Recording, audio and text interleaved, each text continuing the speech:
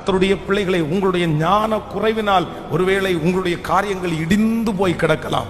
நீங்கள் ஆசையாய் பல வருடங்களாய் கட்டின சில காரியங்கள் உங்களுடைய கண்களுக்கு முன்பாக இன்னைக்கு இடிஞ்சு போய் ரொம்ப நொந்து போய், மறுபடியும் நான் எப்படி கட்ட போறேன், மறுபடியும் என் பிள்ளையினுடைய வாழ்க்கை கட்டப்படுமா, எனக்கு சந்தேகமா இருக்கு பாஸ்டர், அதை கட்டக்கூடிய பலன் எனக்கு இல்லை. அன்னைக்கு பலன் இருந்துச்சு, நான் கட்டிட்டேன், இன்னைக்கு அப்படி இல்லை.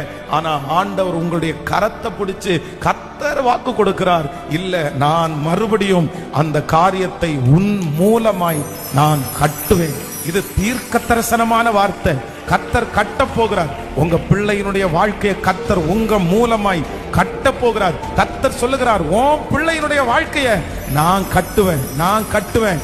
அந்த பிள்ளையினுடைய இடிஞ்சு போன அந்த வாழ்க்கையை நான் கட்டுவேன். நம்புறவங்க சத்தத்தை உயர்த்தி ஆமேன் என்று ஆமோதி